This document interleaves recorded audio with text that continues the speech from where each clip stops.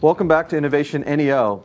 Innovation NEO. Northeast Ohio is a place, a hotbed of innovation. It's something we're talking about today with Christopher Celeste, who has really innovated in a whole category of product, has really come up with a product that really, at a time when the iPod was proliferating, he was out there developing a simpler version that everyone could get their hands on and utilize. But you know, every entrepreneur and every innovator has their opinion about the world around them. And you spent a lot of time in Silicon Valley. You made your way through Columbus and here. But so how do we really make, you know, this traditionally Rust Belt community, which seems to be getting some traction in entrepreneurship, but how do we make this an innovative place? And how do we attract people like you to come back from the West Coast or the East Coast to make this place really innovative? Right. Well, I think the great news is we have everything we need already. It's like you've got all the ingredients for a great recipe, and all you need to do is actually figure out how to put them together. You're not missing ingredients. At least that's my personal point of view. What are some of those ingredients? I think you have a tremendous quality of life here. That whether you're raising a family or building a business is full of all the things you need to be inspired and to be able to relax and to enjoy yourself and to be able to be part of a vibrant community full of interesting people. You've got a set of natural resources which are really unique on a national basis. Having lived in California and spent time on the East Coast, I think the natural advantages of the Northeast Ohio and the Midwest are tremendous. The truth is you have capital here. It's a question of convincing that capital to invest appropriately in the region and in entrepreneurial activity. So I think you have people and capital and resources galore. The real issue for me, I think, is a mindset shift.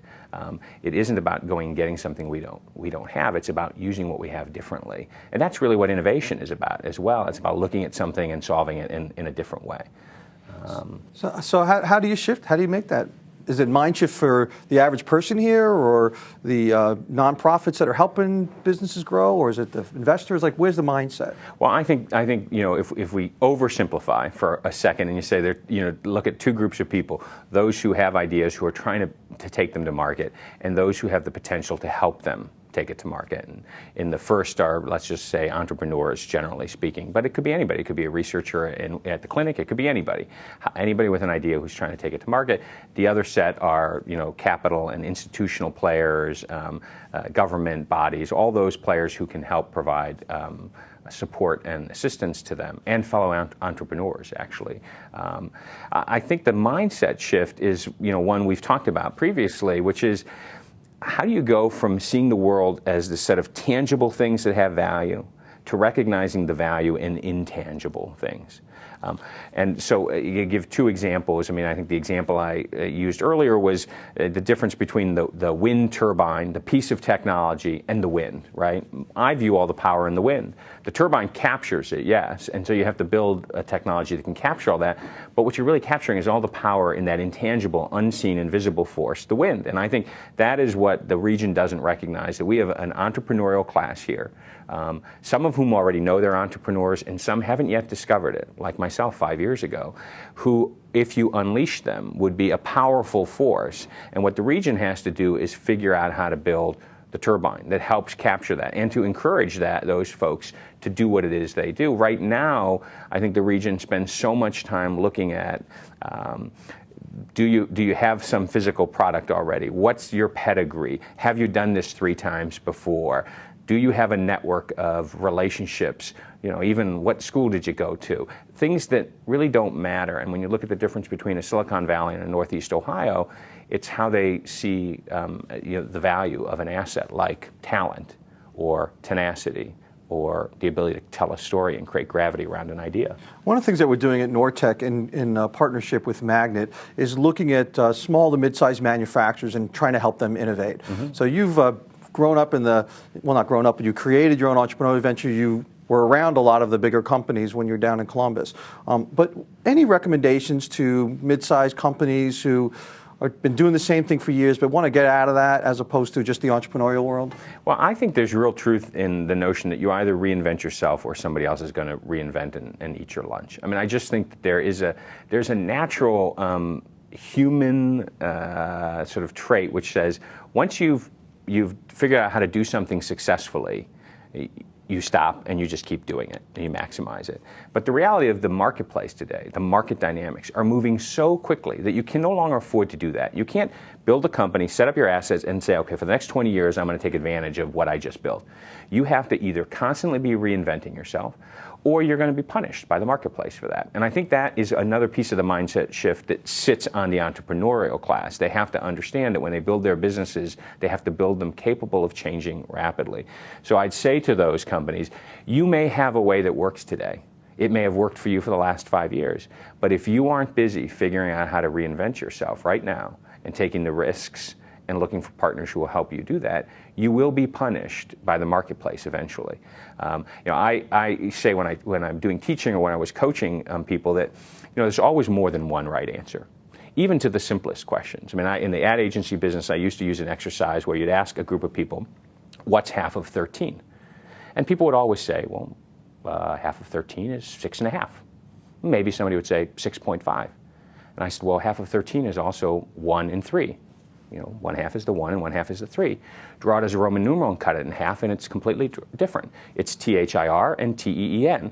Half of 13, lots of answers to it. How creative is your mind? And the most important question for you isn't what's half of 13, but what's the best answer to that question for my individual business, my individual circumstance. So when you stop at the first right answer versus looking for the best right answer for you, you sometimes stop short of your full potential. And I think that happens a lot in business. You're so busy just trying to get to that first level of success. And that, if we had stopped with our first right answer in our business, we'd be selling audiobooks to retail customers instead of the customers we sell today, where we make actually more money and have a greater opportunity. So I think that some of those businesses have to actually reinvent themselves, not because the market yet is demanding it, but because they understand the market will. And the institutional forces in this region have to help those companies do it. It's not enough to say, well, they're up and going. It needs to be sort of an ongoing partnership in how you help companies constantly innovate and change. What drives you? Personally? Yeah. I think I'm driven most by just watching people around me succeed. I mean, at my heart, I'm a father. And anybody who is a parent understands the joy you take that your kids can't appreciate, nor is it easy to explain, in watching a child succeed at something.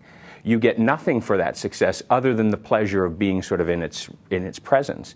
And for me, coming into a place, I just love watching people take an idea, catalyze it into success, and then just say, there it is. There's somebody did it again, did it again, did it again. It's like watching flowers bloom. There is something beautiful and joyful for me in that. If I get to do it occasionally, great. But the truth of the matter is, my level of satisfaction really comes from being surrounded by people who are engaged in that and are benefiting from that. What drives your business? Well, customers. Customers drive our business, and great associates working to their full potential. For me in our business, I'd like it to be successful. I'd like us to make money. I want it to keep growing. Somebody once told me that for a business, profits are to a business what oxygen is to a person. You need it to survive. But as people, we don't run around all day saying, breathe, breathe, breathe. We have a higher purpose once we've learned how to breathe. A business, once it's learned how to make money, has to have a higher purpose, in my opinion, than just the act of making more money. For me, that's creating a culture inside the business where people have the ability to reach their full potential and go on and become, hopefully one day, whatever it is they want to become, not just get trapped in the business because they're of value to me as the owner. I want that to be sort of a place where people can grow and learn and move on. That's the higher order I take out of the business. But without great talent and creating value for customers, our business doesn't drive forward. Thanks, Christopher. We're going to keep on talking about customers in a moment to really understand how people are actually using your product. I'm Steve Brand. This is Innovation NEO. In our next segment, we're going to talk about the customer, who's using the product, and where you see the future of the company.